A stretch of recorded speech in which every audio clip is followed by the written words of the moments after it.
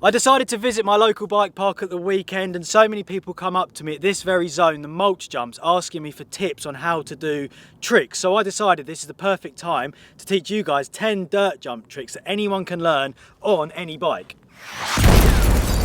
It's so important when you're starting to do tricks that you've got the basic jump dialed, otherwise it's like learning to run before you can walk. And you also need to find a setup that you're very comfortable on. Like these mulch jumps behind me, there's 3 different options and a very safe landing. With that all being said, let's take a look at the first trick. The first trick that we're going to be learning today then is the ET. I would say that this is the easiest trick that you can do on a bicycle.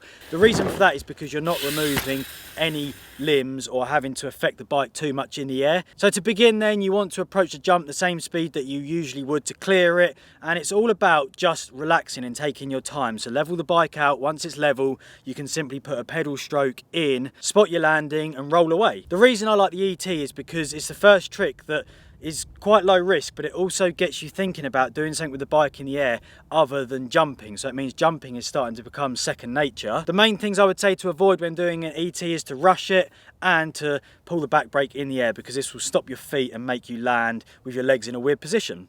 Trick number 2, the tyre grab. Now what I love about this trick, apart from it looks steezy and feels amazing, is the fact that you can build up. So it's a more advanced version of the one-hander, but if you can do the one-hander, you can definitely quite quickly work up to being able to do a tyre grab.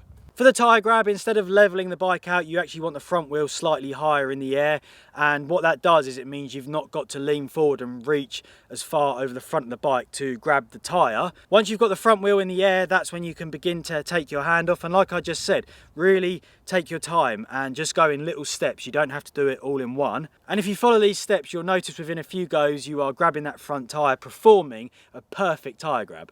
Trick number 3, the no-foot one-hander, also known as the rodeo. This trick is all about timing, because you're actually combining the no-footer and the one-hander together. So when I do the no-foot one-hander, I actually take my feet off first. Then once the bike's stable, that's when you can then throw that one-hander. At the start, this might be like a no-footer to late one-hander, but then as you get more comfortable, not only will the extension get bigger, but your timing will improve and get faster. So it's almost in one fluid, smooth motion. Before you attempt the no-foot one-hander to a jump, you can actually just roll along the floor and practice doing a no-foot one-hander. This is really good because it gives you an understanding and a feeling as to what the trick is going to feel like when you're doing it in the air. Trick number 4, the knack-knack. This is one of the steeziest looking tricks and it feels absolutely incredible. It's actually a trick that I struggled with, and the reason for that is because whenever I used to try it, I used to do tail whips until I discovered one thing which I'm about to share with you. The one thing that I learned with a knack-knack is that you actually need to take off your front foot, leaving your back foot on the pedal. And there's a very important reason for this, which is that when you leave your back foot on the pedal goes down to the bottom of the pedal stroke. This then allows you to push down into the pedal and lift the bike up into your foot. And then these two forces create friction between your foot and the pedal, which allows you to push the bike sideways on one leg without the bike flying away and doing a tail whip. This is super important, and what is also really important is not to rush it. I actually had to tell myself in my head not to try and knack-knack. Then I seemed to just float, and it's a very natural feeling trick. It's not really one that you should force. Like most tricks, it's really important to just take your time, not rush, especially with the knack-knack, because if you rush it, then you're going to do half a tail whip and probably do a facepalm. Next up, we've got the tuck no-hander. This is an all-time classic. I often view this trick as the link between basic tricks and advanced tricks, and the reason for that is because it's actually quite easy to do. When you do it, you look like you know what you're doing, but it's also quite risky because you've got your hands off and it could go quite wrong.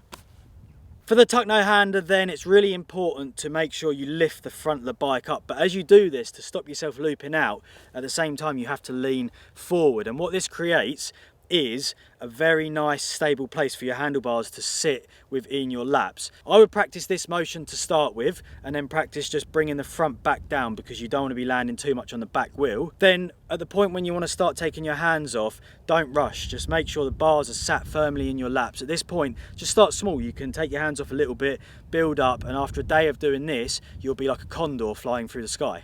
Trick number 6, the suicide no-hander, a classic free ride manoeuvre. If you can do the tuck no-hander, that's really going to help.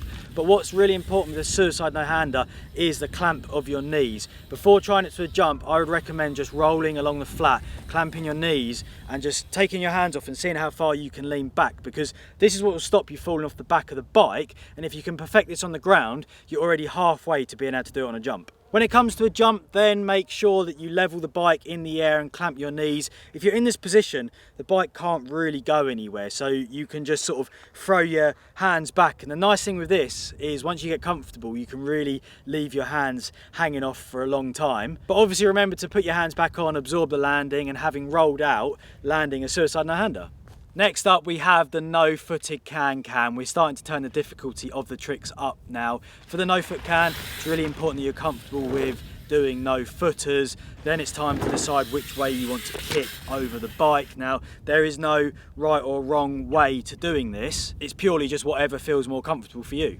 First of all, I would recommend that you actually practice doing no-footers to no-foot can, because what this does is it stabilizes the bike out the ramp. If you think about just doing a can-can, when you start learning them, that can quite often make your balance go strange and make you go funny in the air. So if you're good at no-footers, you can just lift your feet off. Once you're stable, you'll then find you can actually just kind of move your feet wherever you want, and this is a good way to start understanding what it feels like to kick over the frame. When you start kicking over the frame, the first thing to be aware of is kicking the top tube or the seat, so just make sure you lift your legs up high enough before going for full extension, and the same on the way back. Make sure those legs are nice and high. It's also important to lift your feet off the pedals evenly, otherwise this could cause the cranks to spin. And finally, keep an eye on the pedals at all times, because this will ensure for a safe, smooth landing.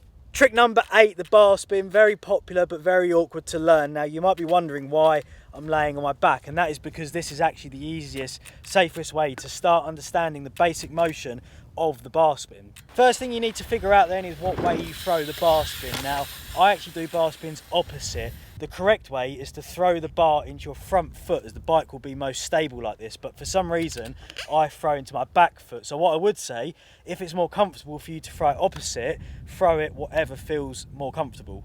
Now we've figured out which way we're going to throw it, the bar spin motion is actually quite simple. So what you want to avoid is crossing your arms like this, because what that does when you let go is you can't catch the bars because your hands are in an X, which is bad. What you have to do is pass the bars. The hand that you're catching with comes down by your seat, and then that allows you to just push that around there like that. Once you've got it dialed on your back, then you can actually get up so you don't look silly and learn the manual bar spin. The manual bar spin is the next step to doing a bar spin on a jump, so make sure that you take your time on this step and make sure it feels really comfortable. Then when it's time to go to a jump, I would actually recommend going slow to a fly out to begin with. And it's similar to the suicide no-hander, so you want to clamp your knees, make sure the bike's level, because the same as the suicide no-hander, once you're in this position, you can throw the bars like you've learned on your back and in the pickup bar spin. As you get more comfortable, you can then start to go faster and get more air time, and that actually only makes the bar spin easier, but it's just scary and quite difficult to get to that point. Let's take a look at the next trick. Trick number 9, this is the 360. The first thing we need to figure out is which way we want to spin. Again, it needs to be whichever direction feels more comfortable, but the correct way is into your back foot. So for me, my back foot is my right foot, which means that I spin to the right. Before we even try 360, it's important to understand how the rotation works, because you see some people trying to really lift the front wheel, but it's actually really important to picture doing a 360 jump on the floor on your feet. The way that you twist your hips is the exact same motion that you want to try and adapt out of a jump. Biggest mistake that I see people making is they stop looking where they want to go. So they initiate the spin and then look back the direction they've just come from. To keep the 360 turning, you need to keep looking for your back wheel, because you're never really going to see it, which means that will keep the bike spinning the direction that you want to go. The only time you stop looking is when you spot your landing, at which point you can see where you're going to land. If you're going to be slightly under rotated, you can drop the back wheel with a back brake lock. This will help you pivot round, or just turn the bars the direction that you want to go, and you should end up just pointing that direction. Trick number 10, we've saved the best till last. This is the backflip, and I'm actually so surprised when we're out at bike parks how many people come up to me and ask for tips on how to do backflips. And the first place that you need to start is a foam pit, or at least an airbag, because you are going to land on your head to start with. As you pull for the flip, it's really important to just do this slowly. You see people pull really hard out the lip. This is called a turbo flip. You're going to spin so fast and get no distance. So it's important to wait till you feel your wheel at the top.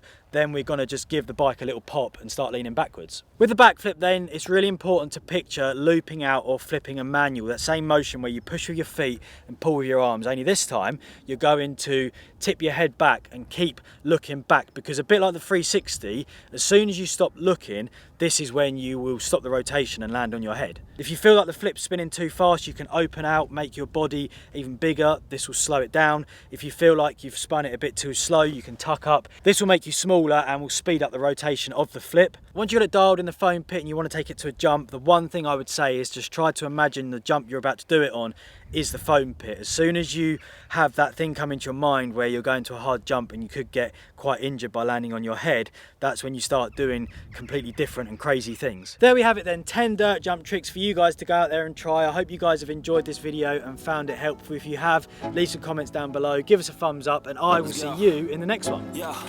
I'm like an addict, do I gotta have it. I ain't even playing, got a really bad habit. If it moves, gotta grab it, fuse like a magnet. Lose, won't have it till I'm doomed in a casket. I ain't playing, got a weird mind. If you work 8 hours, I'ma work 9. If the shit tastes sour, you should taste mine. I'ma stay in power for a long time. Get up, nah, I ain't a quitter.